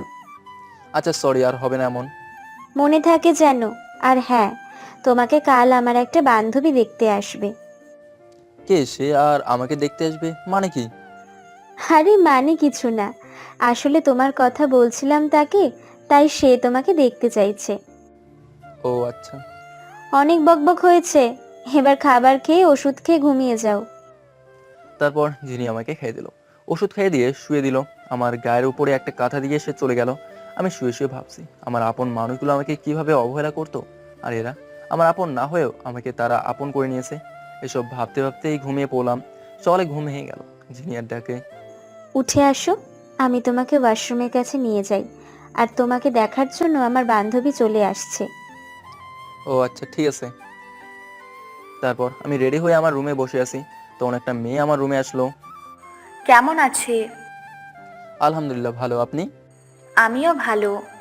আচ্ছা, আপনি না বলে আমাকে তুমি করেই বলতে পারেন। ঠিক আছে। আমার নাম রিয়া। আপনার নাম তো জয়, তাই না? হুম। আসলে আপনাকে দেখতে খুব ইচ্ছে করছিল, তাই চলে আসলাম। জিনিয়ার কাছে আমরা অনেক কথাই শুনলাম। তারপর রিয়ার সাথে আরো কিছুক্ষণ কথা বললাম। রিয়া কিছুক্ষণ পরেই চলে গেল। দেখতে দেখতে অনেক দিন কেটে গেল। আমি এখন একাই হাঁটতে পারি। এর মধ্যে জিনিয়ার সাথে আমার খুব ভালো একটা বন্ধুত্ব হয়ে গেল। যিনি আমার অনেক খেয়াল রাখে, অনেক শাসন করে। আমার কেন জানি মনে হয় যিনি আমাকে ভালোবেসে ফেলছে, কারণ ভালো না বাসলে তো কেউ কারো এত কেয়ার করে না। হয়তো এটা ঠিক ও হতে পারে, আবার ভুলও হতে পারে। অনেকদিন ছাদে যাওয়া হয় না। আজকে আমি জিনিয়াকে ডাক দিয়েই একা একাই ছাদে চলে গেলাম। ছাদের উপরে গিয়ে আমি তো অবাক হয়ে গেলাম। দেখি রিয়া দাঁড়িয়ে আছে। আমি রিয়া দেখে এগিয়ে গেলাম আর ওকে জিজ্ঞেস করলাম, কখন আসলে তুমি? একটু আগেই আসলাম। তা কেমন আছেন দুলা ভাই? আমি রিয়ার মুখে দুলাভাই ডাকটা শুনে অবাক হয়ে গেলাম। মানে কিসের দুলাভাই, কি বলছো এসব? দুলা ভাই মানে বোঝেন না? আসলে আমার ফ্রেন্ডের জামাই তো আমার দুলা ভাই হবে। আর জিনিয়া আপনাকে ভালোবাসে। জিনিয়াকে কিছু বলে নাই আপনাকে? রিয়ার মুখে এমন কথাটা শুনে আমার মাথায় আকাশ ভেঙে পড়লো। আমার মুখ দিয়ে কোনো কথাই বের হচ্ছে না। কি হলো দুলা ভাই, কিছু বলছেন না কেন? আরে না, আমাদের মধ্যে এসব কিছু নেই, আমরা শুধু ভালো বন্ধু, আর কিছুই না। আমি রিয়ার সাথে কথা বলছি, এমন সময় জিনিয়া চলে আসলো, বলল, আরে তুমি এখানে, আর আমি তোমাকে খুঁজে বেড়াচ্ছি পুরো বাসা। তা কি কথা হচ্ছে তোমাদের? কি রে, তুই দুলাভাইকে কিছু বলিস নাই এখনো? রিয়ার কথা শুনে জিনিয়াও চুপ হয়ে গেল। এই তুই কি বলছিস এসব? তুই যে ওনাকে ভালোবাসিস সেটা তুই এখনো বলিস নাই? রিয়া চুপ থাক প্লিজ। আমি কাউকে কিছু না বলেই নিজের রুমে এসে বসে রইলাম। আমার সাথে কেন হয় এমন? আমি কি করে সবার সাথে বেইমানি করব? আর আমি তো কখনো জিনিয়াকে ভালোবাসতে পারবো না। আমি তো আরিয়াকে ভালোবাসি। জিনিয়ার জন্য ভয় হয়, মেয়েটা অনেক রাগী, আবার কে থেকে কি করে বসে। আমি ওকে বোঝাবো, দেখি কি বলে। আমি বসে বসে এসব ভাবছি, তখন জিনিয়া আমার রুমে আসলো। রিয়ার কথায় কিছু মনে করো না, এমনি বলছে ও মজা করে। জিনিয়া, তোমাকে আমার কিছু কথা বলার আছে, যে কথাটা আমার অনেক আগেই বলা উচিত ছিল। কি কথা? আমি একটা মেয়েকে অনেক ভালোবাসি, তার নাম আরিয়া। তারপর আরিয়ার ব্যাপারে জিনিকে সব কথা বললাম। জিনিয়ার সুন্দর মুখটা কালো হয়ে গেল। ও আর কিছু না বলে আমার রুম থেকে বের হয়ে নিজের রুমে চলে গেল। আমি খাটের উপরে শুয়ে আছি, ভালো লাগছে না কোনো কিছুই। কি করব আমি এখন? আমার কি করা দরকার? আরিয়া আমাকে ভুল বুঝে দূরে সরে গেছে, আর জিনিয়া আমাকে বিশ্বাস করে ভালোবেসে ফেলছে। একদিকে জিনিয়া, একদিকে আরিয়া। কি করব আমি বুঝতে পারছি না। এই বাসা থেকে আমি চলে যাব। আমি চলে গেলেই ভালো হবে, জিনিয়া আমাকে ভুলে যাবে এমনিতেই। এসব ভাবতে ভাবতে ঘুমিয়ে পড়লাম। সকালে ঘুম থেকে উঠে ফ্রেশ হয়ে বসে আছি, এমন সময় জিনিয়া আমার রুমে আসলো। ওর দিকে তাকিয়ে দেখে চোখ ফুলে আছে, চোখের নিচে কালো দাগ বসে আছে। দেখে বুঝতে পারছি কাল সারা রাত মেয়েটা কান্না করছে। জিনিয়া, কি হয়েছে তোমার? এমন পাগলামি করছো কেন? চোখ ফুলে গেল কিভাবে? কিছুই হয়নি, নাস্তা করতে আসো। জিনিয়া চলে যাবে এমন সময় আমি ওর হাত ধরে ফেললাম। জিনিয়া, আমার থেকে ভালো ছেলে তুমি ডিজার্ভ করো। আমার থেকে খুব ভালো ছেলে পাবে তুমি। তুমি সত্যিই খুব ভালো মেয়ে। তুমি দেখতেও যেমন সুন্দরী, তোমার মনটাও অনেক সুন্দর। আমার কোনো ভালো ছেলে দরকার নাই, আমার শুধু তোমাকে লাগবে। আমি তোমাকে ভালোবাসি, সত্যি অনেক অনেক ভালোবাসি জয়। জিনিয়া কান্না করতে করতে কথাগুলো বলছে। আমি কি করব বুঝতে পারছি না। চলো নাস্তা করতে হবে। তারপর আমি জিনিয়াকে সাথে নিয়ে নাস্তা করতে গেলাম। দেখে আন্টি বসে আছে। আমি আর জিনিয়া একটা চেয়ার টেনে বসে আছি। আমি খাওয়া শুরু করে দিলাম। আন্টিকে বললাম, আন্টি আমি আজকে এখান থেকে চলে যাব। কেন? আর কোথায় যাবে তুমি? জানি না, তবে আমি আর এখানে থাকতে পারবো না। আমি আজকেই চলে যাব। কেন বাবা, আমাদের বাসায় কি কোনো সমস্যা হচ্ছে তোমার? আর তুমি যাবেই বা কোথায়? এখানে তো আমরা ছাড়া তোমার আর কেউ নেই। দেখি একটা ব্যবস্থা তো হয়েই যাবে। জিনিয়া কিছু না বলে হাত ধুয়ে উঠে নিজের রুমে চলে গেল। আমি চুপচাপ খাবার খেয়ে আমার ব্যাগ গুছিয়ে নিলাম, বের হয়ে যাবো। এমন সময় জিনিয়া আসলো। কোথায় যাচ্ছ তুমি? জানি না, দেখি কোথায় যেতে পারি। যেও না প্লিজ, আমি তোমাকে ছাড়া থাকতে পারবো না, প্লিজ। জিনিয়া এসব বলছে আর তার চোখ দিয়ে পানি বের হচ্ছে। আমি এখানে থাকলেও আরো কষ্ট পাবে বেশি। আমার এখানে না থাকাই ভালো। তারপর আমি আর কিছু না বলে জিনিয়ার সামনে থেকে চলে এলাম। আন্টি থেকে বিদায় নিয়ে বের হয়ে গেলাম। আন্টি আটকানোর জন্য অনেক রিকোয়েস্ট করছে, তাও আমি বের হয়ে গেলাম। এই শহর থেকে আমি চলে যাব। জিনিয়ার নাম্বারে কল দিচ্ছে, তাই ফোন অফ করে দিলাম। চলে গেলাম ট্রেন স্টেশনে। ওখানে গিয়ে ফোন চালু করে দেখি জিনিয়া অনেকগুলো কল দিছে, আন্টিও অনেকগুলো কল দিছে। একটা এসএমএস আসলো। মেসেজটা দেখে আমার চোখ ভেজে গেল। মেসেজটাতে লেখা ছিল, আমাকে একা করে চলে গেলে তাতে সমস্যা নাই, ভালো থেকো তুমি। আমিও এই দুনিয়ায় ছেড়ে চলে যাচ্ছি, আল্লাহ হাফিজ। মেসেজটা পড়ে আমার মাথায় আর কোনো কাজ করছে না। মেয়েটা যে কোনো কিছু করে ফেলতে পারে। যে রাগী মেয়ে, খুব চিন্তা হচ্ছে। হঠাৎ করে আমার ফোন বেজে উঠলো। দেখি আন্টি কল দিছে, তাই দেরি না করে কলটা রিসিভ করলাম। বাবা, তুমি কোথায়? জিনিয়া সুসাইড করতে চাইছিল, এখন ওকে নিয়ে আমি হাসপাতালে চলে আসছি। কোন হাসপাতালে আন্টি? সিটি হাসপাতাল। তুমি তাড়াতাড়ি আসো বাবা। আমি কল কেটে দিয়ে হাসপাতালে চলে গেলাম। হাসপাতালে ঢুকে দেখি আন্টি কান্না করছে। আন্টি কি হয়েছে জিনিয়ার? বাবা, আমি জানি না কি হয়েছে। আমি ওর রুমে গিয়ে দেখি ওর এই অবস্থা, বিষ খেয়েছে মনে হয়। এখন কেমন আছে ও? ওর অপারেশন চলছে এখনো, ডাক্তার আসলে জানতে পারবো। ওর যদি কিছু হয়ে যায় আমি কি নিয়ে বাঁচবো বাবা? কেন এমনটা করলো ও? এই কথা বলেই আন্টি আমাকে জোরে ধরে কান্না করে দিল। আমার চোখ দিয়েও পানি বের হচ্ছে। নিজেকেই খুব অপরাধী মনে হচ্ছে। আমার জন্যই তো সব হচ্ছে। আমি কি করে আন্টিকে বলবো যে জিনিয়ার এই অবস্থা আমার জন্য হচ্ছে? আন্টি কিছু হবে না জিনিয়ার, চিন্তা করবেন না, ও ঠিক হয়ে যাবে। কিছুক্ষণ পর ডাক্তার বের হয়ে আসলো। আমি আর আন্টি তাড়াতাড়ি করে ডাক্তারের কাছে চলে গেলাম। ডাক্তার, কি অবস্থা এখন ওর? এখন আর চিন্তা করার কিচ্ছু নাই। আমরা সব বিষয় বের করে নিয়েছি, যে এখন অনেকটাই সুস্থ আছে। ডাক্তার, আমরা কি ওর সাথে দেখা করতে পারি? একটু পরে পেশেন্টকে কেবিনে নিয়ে যাওয়া হবে, তখন পারবেন। এই কথা বলে ডাক্তার চলে গেল। কিছুক্ষণ পর ঝিনেকে কেবিনে নিয়ে আসা হলো। আন্টি ভেতরে গেল, আমি বাইরে দাঁড়িয়ে রইলাম। আন্টি কথা বলে বের হয়ে চলে আসলো। আমি ধীরে ধীরে কেবিনের ভেতরে ঢুকে গেলাম। জিনিয়া আমাকে দেখে নিজের মুখ ঘুরে নিল। জিনিয়া, এসব কি করছো তুমি? নিজের মা বাবার কথা কি একটাবারের জন্য চিন্তা করবে না? তোমার কিছু হয়ে গেলে তারা কি নিয়ে বাঁচবে বলতে পারো? জিনিয়া অন্যদিকে তাকিয়ে কান্না করেই যাচ্ছে। আমার দিকে তাকাও জিনিয়া, এসব পাগলামের মানে কি? আন্টি যদি এসব জানে উনি কতটা কষ্ট পাবে বুঝতে পারছো তুমি? আমি জানি, কিন্তু তুমি যখন বাসা থেকে বের হয়ে গেলে আমার অনেক কষ্ট হচ্ছিল। অনেকগুলো কল দিলাম কিন্তু তোমার ফোন অফ। আমি কি করব, আমার আমার কিচ্ছু মাথা কাজ করছিল না, তাই এসব করে ফেলেছি। এগুলো ঠিক না। তুমি আমার থেকেও ভালো ছেলে পাবে। তুমি কি দেখতে খারাপ নাকি? তুমি তো খুব সুন্দরী, যে কোনো ছেলেই তোমার প্রেমে পড়ে যাবে। তাহলে তুমি কেন পড়লে না আমার প্রেমে? জিনিয়ার এমন প্রশ্ন শুনে আমি কি বলবো বুঝতে পারছি না, তাই কথা ঘুরিয়ে নিলাম।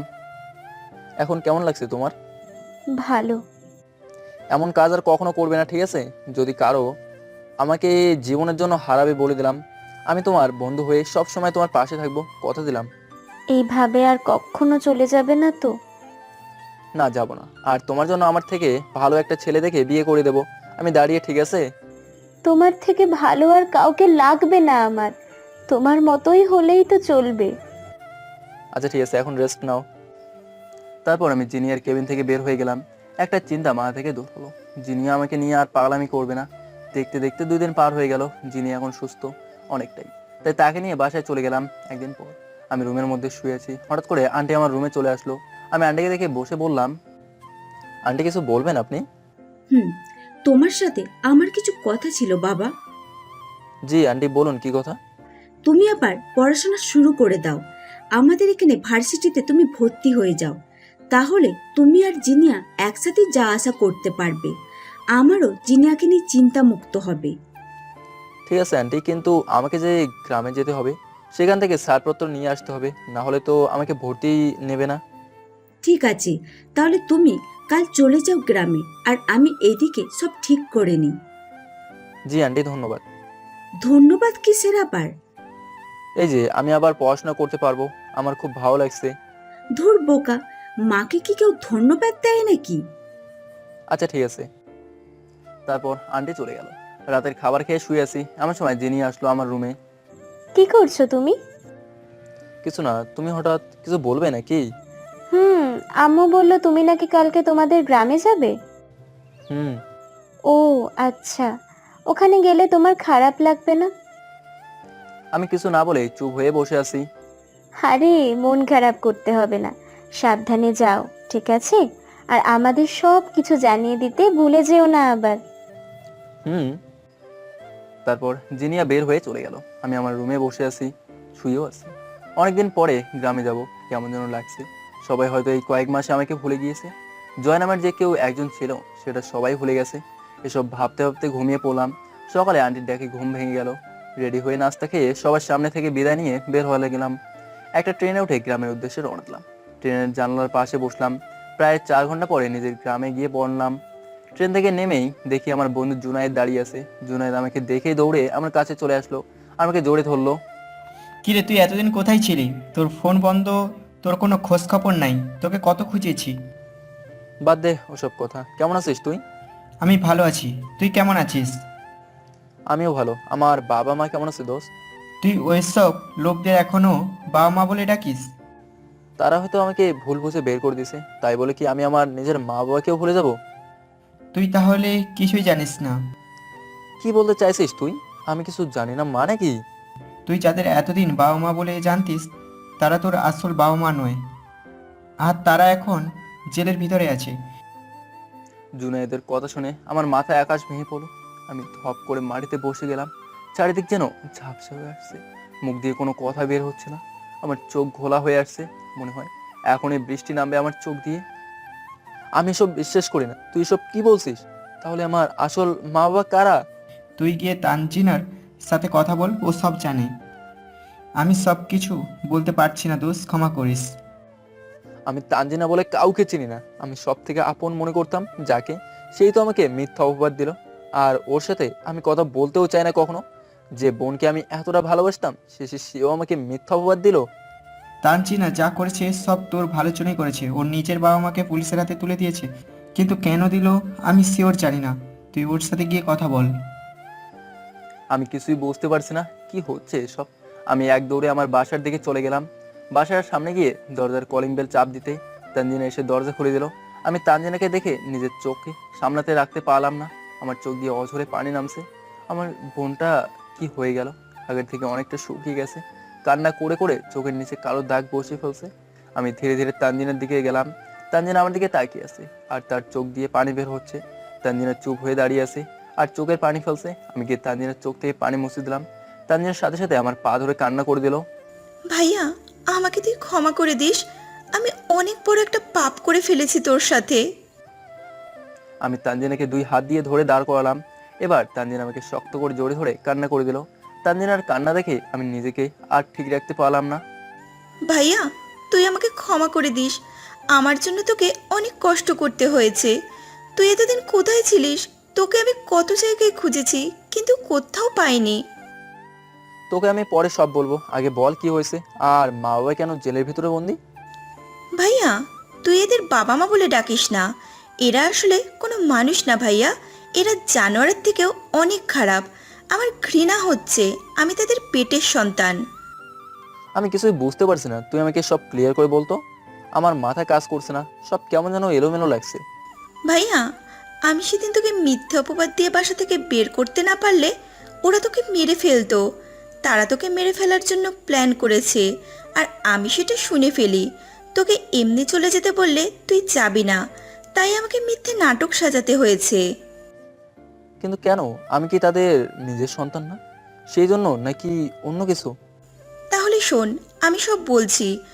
আসলে তাদের লোভ ছিল এই জায়গা জমির ওপরে, কারণ এই সব কিছুই তোর নামে তোর মামা বাবা লিখে দিয়ে গেছে, আর এই সব কিছুর মালিক একমাত্র তুই।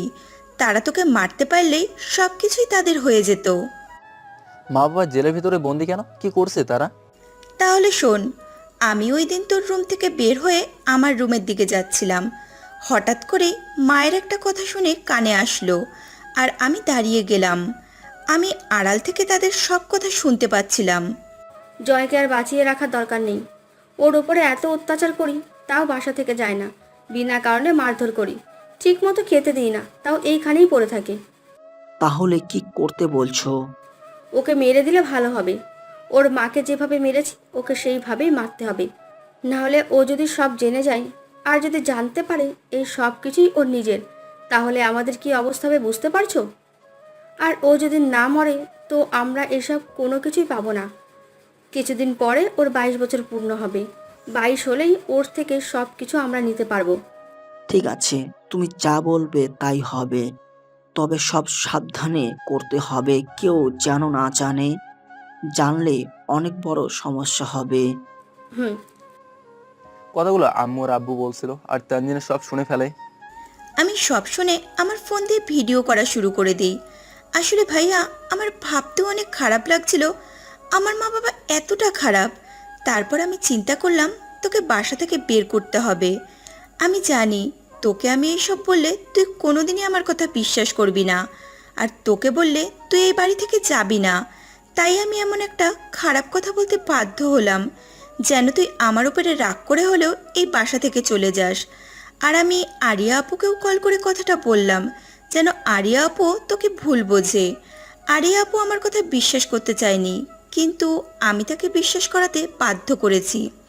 তারপর তুই চলে যাওয়ার 2 দিন পর আমি বাসায় পুলিশ নিয়ে এসে আম্মু আব্বুকে ধরিয়ে দিলাম। আমি এমন বাবা মা চাই না, যে বাবা মা নিজের স্বার্থের জন্য সব কিছুই করতে পারে। তাই আমি তাদেরকে পুলিশের হাতে তুলে দেই। তারপর তোকে অনেক খুঁজেছি, কিন্তু তোর কোনো খোঁজ পাইনি। আমি আরিয়া আপুকেও সব সত্যি কথা বলে দেই পরে। আরিয়া আপু অনেক খুঁজেছে, সেও তোর কোনো খোঁজ পায়নি। আমাকে তুই ক্ষমা করে দিস ভাইয়া। আমার জন্য তোকে অনেক কষ্ট পেতে হলো। তানজিনা এসব বলছে আর কান্না করছে, আর আমার চোখ দিয়ে তো পানি নেমেই যাচ্ছে। আমি এবার তানজিনাকে জোরে ধরে কান্না করতে থাকলাম। তানজিনা চল থানায় যাব, থানায় কেন যাবি তুই? মা বাবাকে দেখতে। ওইসব নরপশুদের এখনো তুই মা বাবা বলছিস ভাইয়া? আমি আর এদের মুখ দেখতেও চাই না।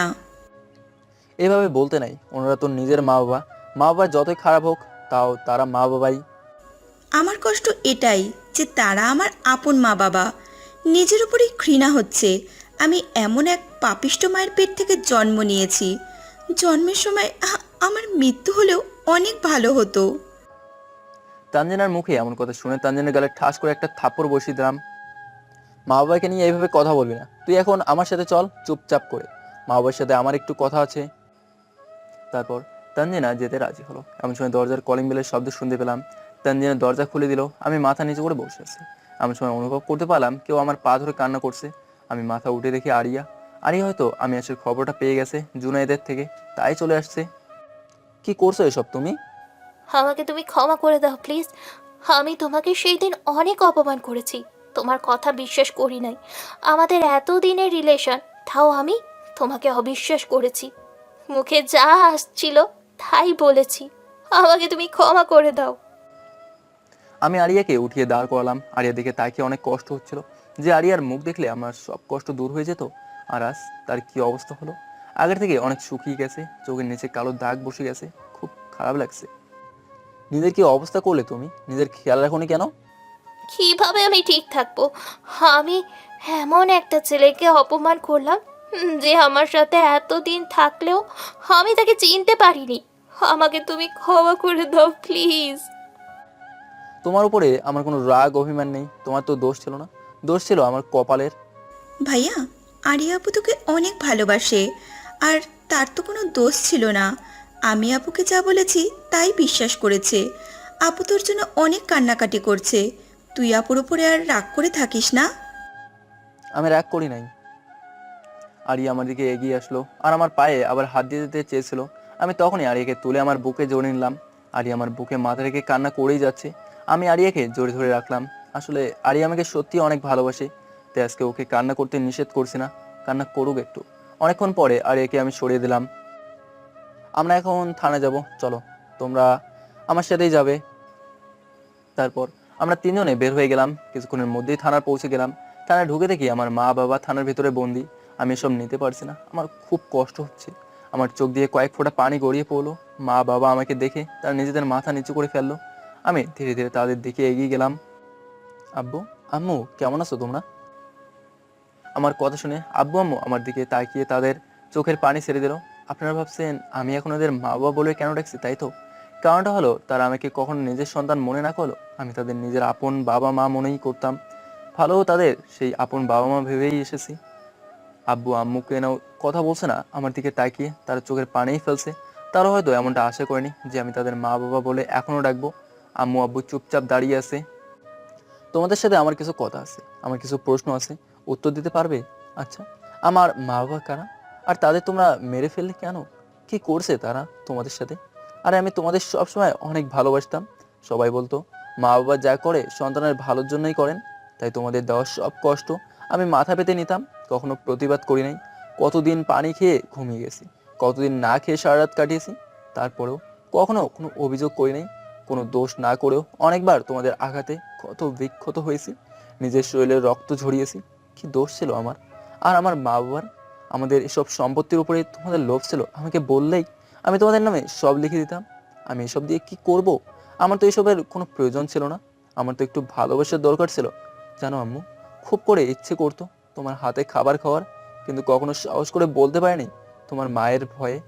যখন তুমি তানজিনাকে খাইয়ে দিতে তখন আমি আড়ালে দাঁড়িয়ে কান্না করতাম আর ভাবতাম যদি আমাকে তুমি একটাবার খাইয়ে দিতে। আমি শুধু নীরবে চোখের পানি ফেলে গেছি, কখনো মুখ খুলে কিছু বলতে পারি নাই। আর আব্বু, তোমাকে আমি সত্যিই খুব ভালোবাসি। তুমি যখন বোনের জন্য খাবার নিয়ে আসতে, বোনকে নিয়ে স্কুলে যেতে, আমার খুব ইচ্ছে করতো তোমার হাত ধরে স্কুলে যেতে, কিন্তু আমি কখনো তোমাকে বলার সেই সাহসটা পাইনি। আমার এসব কথা শুনে সবার চোখ দিয়ে পানি নেমে আসছে। আম্মু আব্বুও খুব কান্না করছে। আমার কথা শুনে আম্মু আব্বু আমার দিকে এগিয়ে আসলো। বাবা, তুই আমাদের ক্ষমা করে দিস। তোর সাথে আমরা অনেক অন্যায় করেছি, কখনো তোকে নিজের সন্তান মনে করি নাই, সব সময় অবহেলা করেছি। আচ্ছা আম্মু, আমাকে এইটা বলো, আমার অতীতটা কেমন ছিল? আর আমার মা বাবাকে মারলে কেন তোমরা? এবার আব্বু এগিয়ে আসলো আর বলল, জয়, শোন, তোর বাবাকে আমরা মারিনি। আসলে তোর আব্বু ছিল আমার বন্ধু, আর আমরা একসাথে কাজ শুরু করি। আমি অনেক লোকসানে পড়ে যাই, তারপর আমি বের হয়ে যাই, আর তোর বাবা একাই কাজ শুরু করে, আর সে সফল হয়। তুই জন্ম নেওয়ার 1 বছরের মাথায় তোর আব্বু একটা অ্যাক্সিডেন্ট হয় আর সে মারা যায়। তারপর আমার লোভ বেড়ে গেল সবকিছুর উপরে। আমি মনে করেছিলাম তোর আম্মুকে মেরে ফেললে সবকিছুই আমাদের হয়ে যাবে, তাই তোর আম্মুকে আমরা মেরে দিলাম। পরে জানতে পারলাম সবকিছুই তোর নামে করে গেছে। তোর বয়স 22 বছর না হলে কেউ কিছুই পাবে না। তারপর আমরা তোকে মেরে ফেলার প্ল্যানিং করি। আসলে আমাদের লোভ অনেক বেড়ে গেছে, আমাদের তুই ক্ষমা করে দিস। আমরা তোর সাথে অনেক অন্যায় করেছি, আমরা এখন নিজেদের ভুল বুঝতে পেরেছি। এটা বলে আব্বু চুপ হয়ে গেল। আমি কি বলবো বুঝতে পারছি না, আমার চোখ দিয়ে শুধু পানি বের হচ্ছে। তখন তানজিনা বলল, ভাইয়া এখান থেকে চল, এইসব মানুষের কঠিন শাস্তি হওয়া দরকার।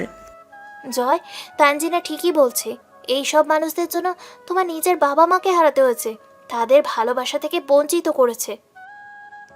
আমি চুপ হয়ে সবার কথাই শুনে যাচ্ছি, কিন্তু আমি তো তাদের কষ্ট দেখতে পারবো না। তারা আমার আপন মা বাবা না হলেও আমি তাদের নিজের বাবা মা মনে করতাম, আর অনেক ভালোবাসতাম, এখনো বাসি। কিভাবে তাদের কষ্ট সহ্য করব আমি? বাবা, তুই এখান থেকে চলে যা। আমরা যে অন্যায় করেছি তার জন্য এটাই আমাদের প্রাপ্য ছিল, কিন্তু তুই আমাদের ক্ষমা করে দিস। আমি তোমাদের এইভাবে রেখে যাব না, তোমাদের কষ্ট আমার সহ্য হবে না। আমি তোমাদের এখান থেকে নিয়ে যাওয়ার ব্যবস্থা করব।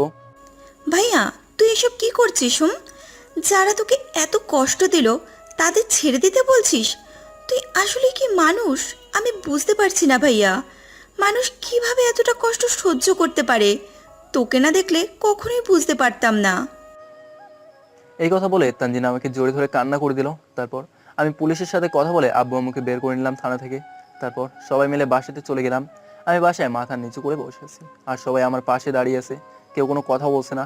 হঠাৎ করে আম্মু বলে উঠলো, তুই আমাদের ছাড়িয়ে নিয়ে আসলি কেন? আমি আমার মা বাবা বলতে তোমাদের বুঝি। আমি তোমার নিজের মা বাবাকে কখনো দেখি নাই, তোমাদের ছোটবেলা থেকে মা বাবা মনে করে আসছি। তোমরা তো এখন নিজেদের ভুল বুঝতে পারছো, আমার কাছে সেটাই অনেক। যে দোষ করে স্বীকার করে আর ভুল করে নিজের ভুল বুঝতে পারে, তাদের ক্ষমা করে দেওয়া উত্তম। আর হ্যাঁ আব্বু আম্মু, আমি এইসব কিছুই তোমাদের নামে লিখে দেবো। আম্মু এসে আমাকে বুকে জড়িয়ে নিয়ে কান্না শুরু করে দিল। এই প্রথম আম্মু আমাকে জড়িয়ে ধরলো, আমার চোখ দিয়ে পানি বের হয়ে গেল। তারপর আম্মু আমার কপালে একটা চুমু রেখে দিয়ে আবার জড়িয়ে ধরে কান্না করে দিল। সত্যি বলছি, আমার তখন খুব ভালো লাগছিল। এর আগে আম্মু কখনো আমাকে আদর করে নাই। মায়ের আদর ভালোবাসে কি সেটা এখন বুঝতে পারছি আমি। আব্বু এসে আমার মাথায় হাত বুলিয়ে দিল। বাবা, আমাদের এসব কিছুই চাই না। আমরা এতদিন ধরে আসল রত্ন চিনতে পারি নাই। এমন ছেলে হয় না বাবা, তুই আমাকে ক্ষমা করে দিস প্লিজ। আম্মু, মা বাবা যতই অন্যায় করুক না কেন, সন্তানের কাছে কখনো ক্ষমা চাইতে নাই। তোমাদের উপরে আমার আর কোনো অভিযোগ নেই, তোমরা সবসময় আমার পাশে থাকলেই হবে, আমার আর কিছু চাই না। তারপর আব্বু এসে আমাকে জড়িয়ে ধরলো। আব্বুকে জড়িয়ে ধরে রাখলাম অনেকক্ষণ ধরে। আম্মু তুমি যাও, আমাদের সবার জন্য রান্না করো, আজকে সবাই একসাথে খাবো। অনেকদিন হলো তোমার হাতের খাবার খাইনি, খুব মিস করতাম তোমার হাতের রান্না। আম্মু আমার কথা শুনে অনেক খুশি হয়ে গেল, আর তাড়াতাড়ি করে রান্নাঘরে চলে গেল। তারপর যে যার মতো চলে গেল, আরিয়া শুধু দাঁড়িয়ে রইলো। আরিয়া আমার দিকে অবাক হয়ে তাকিয়ে আছে। আমি আরিয়ার দিকে এগিয়ে গেলাম। আরিয়ার দিকে তাকিয়ে দেখি তার চোখের পানি টলমল করছে, এক ফোঁটা পানি গড়িয়ে পড়বে এমন সময় আমি পানিটা মুছে দিলাম। কি হয়েছে তোমার? আমাকে তুমি ক্ষমা করে দিও। আমি কিভাবে পারলাম এমন একটা মানুষকে অবিশ্বাস করতে? নিজের ওপর এখন ঘৃণা হচ্ছে। আমার ভাগ্য যে আমি তোমার মতো একটা মানুষকে পেয়েছি, আবার নিজের থেকে দূরে সরিয়ে দিলাম। জয়, আমার কিচ্ছু চাই না, প্লিজ আমাকে তোমার পায়ে একটু জায়গা দিলেই হবে, আর কিচ্ছু না। তোমার জায়গা আমার পায়ে না, আমার বুকে। এখানে আমি তোমার দোষ দিতে চাই না। আচ্ছা বাদ দাও, হাত মুখ ধুয়ে আসো, আজকে একসাথে খাবো। তারপর আমি আমার রুমে গিয়ে ফ্রেশ হয়ে আসলাম খাবার টেবিলে। আজকে সবাই আমার জন্য অপেক্ষা করে বসে আছে, সত্যি অনেক ভালো লাগছে। আমি সবসময় এটাই চাইতাম যে খাওয়ার সময় আমার জন্য সবাই অপেক্ষা করুক। তারপর আমি খেতে বসে গেলাম। আম্মু নিজের হাতে আমাকে খাবার দিল। সবাই খাওয়া শুরু করে দিল। আম্মু, তুমি আমাকে একটু খাইয়ে দাও তো, তোমার হাতে খাবো। তারপর আম্মু আমাকে তার নিজের হাতে খাইয়ে দিচ্ছে। আব্বুও আমাকে খাবার খাইয়ে দিল। আজকে খুব ভালো লাগছে, খুব মজা করে খাবার খেলাম। খাওয়া দাওয়া শেষ করে সবাই বসে আছি। তানজিন আমাকে জিজ্ঞেস করলো আমি এতদিন কোথায় ছিলাম। তারপর সব কিছু সবাইকে বললাম, কি কি হয়েছে আমার সাথে। আপনারা তো জানেন, তাই আর কিছু বললাম না। আরও কিছুক্ষণ কথা বলার পরে আমি আমার রুমে চলে আসলাম। রুমে গিয়ে শুয়ে আছি, তখন আরিয়া আসলো আমার রুমে।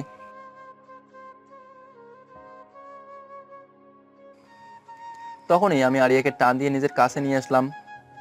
নিজের কি হাল করলে তুমি, নিজের একটুও যত্ন নিলে না কেন?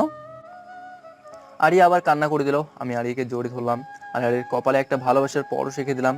তারপর আরিয়া আমার জামার কলার টান দিয়ে নিজের মুখের সামনে আমার নিজের মুখ নিয়ে গেল আর আমার ঠোঁটে তার ঠোঁট ডুবিয়ে দিল। এভাবেই কয়েক মিনিট ছিলাম। হঠাৎ করে তানজিনা চলে আসছে। তানজিনা আসার শব্দ শুনে আরিয়া আমাকে ছেড়ে দিল। আরিয়া অনেক লজ্জা পেয়ে গেল।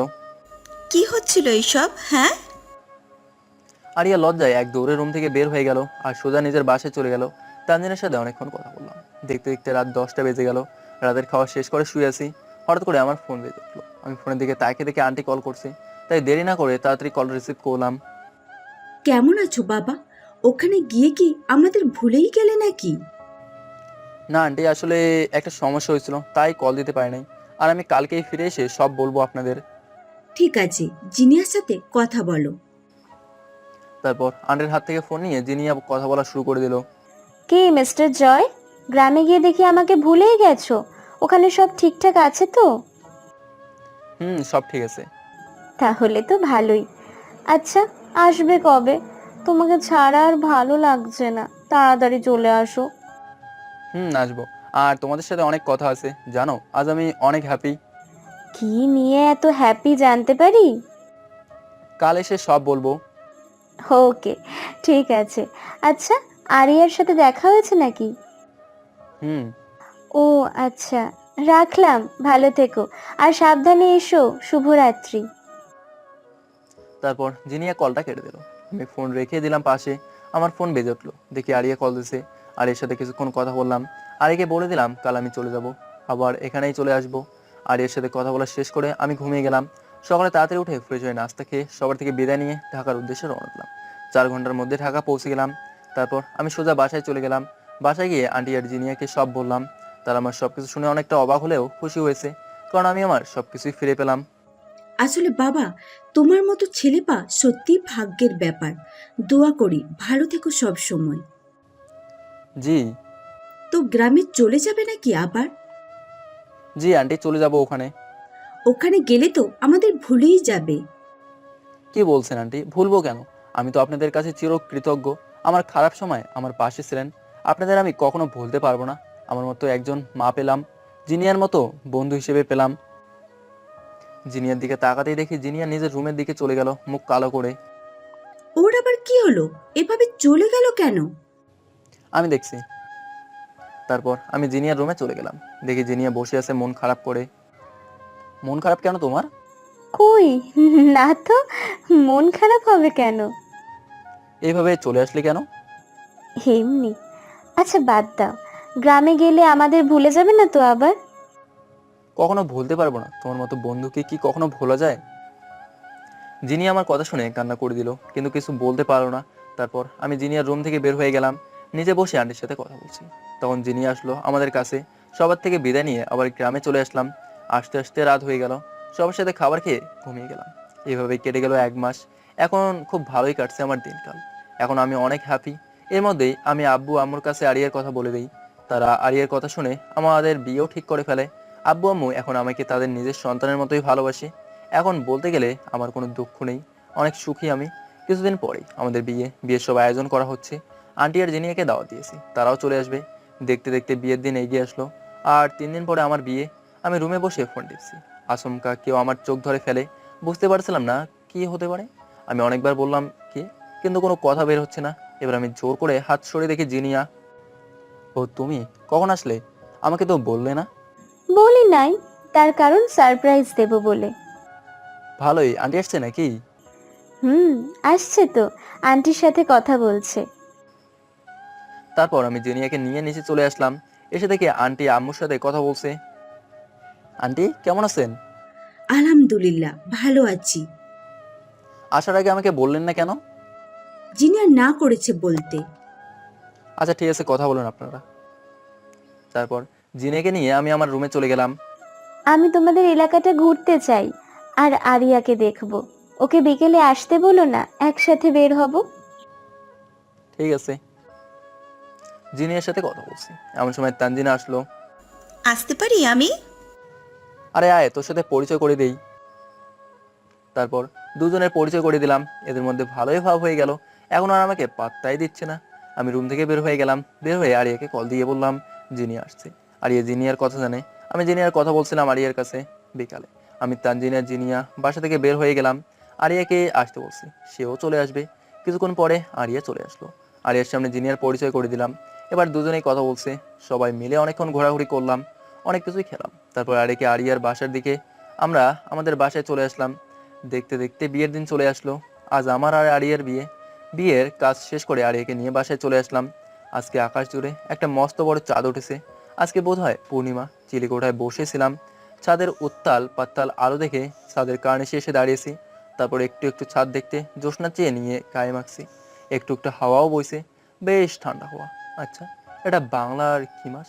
আশ্বিন না কার্তিক না অগ্রহায়ণ চলে এসেছে, ঠিক মনে করতে পারি না। কিন্তু মাসের নাম আমার জানা দরকার। কেউ যদি বলে আপনার বিয়ে বাংলার কোন মাসে, তখন আমি কি করব? এই প্রশ্নের উত্তরে জানি না। বললে কি খুবই খারাপ শোনায়? হয়তো শোনায়। কেউ কেউ বিয়ের বাংলা, ইংরেজি, আরবি 3 রকম মাস তারিখ মনে রাখে। আমার সেই ক্ষমতা নেই। আজ জানলেও নিশ্চিতভাবে কয়েকদিনের মধ্যেই ভুলে যাব। আচ্ছা, তারিখ ভুলে গেলে কি আরে খুব রাগ করবে? এসব ভাবছি, তখন জিনিয়া আর তানজিনা আসলো আমার কাছে। ভাইয়া, তুই এখানে কি করিস? ভাবি কখন থেকে অপেক্ষা করে বসে আছে তোর জন্য।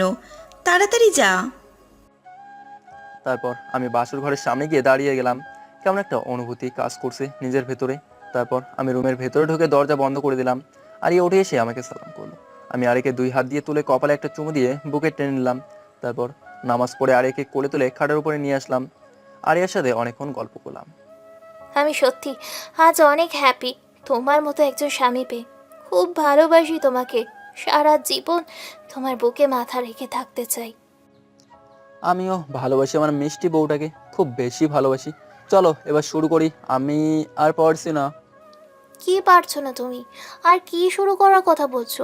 অনেক রাত হয়েছে, ঘুমিয়ে যাও। কি? আজকে না আমাদের বাসর রাত, তো ঘুম কিসের? আজকে কোনো ঘুম হবে না, আজকে বিড়াল মারিব। তা বিড়ালটা কই? বিড়াল তো আশেপাশে দেখতে পাচ্ছি না। আরে এই বিড়াল ওই বিড়াল না। তো কোন বিড়াল? তারপর আমি আরিয়ার ঠোঁট আমার ঠোঁটের কাছে নিয়ে আনলাম। আরিয়ার ঠোঁটে আমার ঠোঁট ডুবিয়ে দিলাম। এইভাবে 3-4 মিনিট ছিলাম। তারপর আরিয়াকে ছেড়ে দিলাম। মেরে ফেলবে নাকি? আর একটু হলেই তো নিঃশ্বাস বন্ধ হয়ে যাচ্ছিল। বিড়াল মারা কি এটাকেই বলে? আরে না। তো ওকে, আগে লাইট অফ করি। তারপর আমি লাইট অফ করে দিলাম। আর শুরু হয়ে গেল বিড়াল মারা। আরিয়া আমি দুজনেই ডুবে গেলাম প্রেমের অতল সাগরে।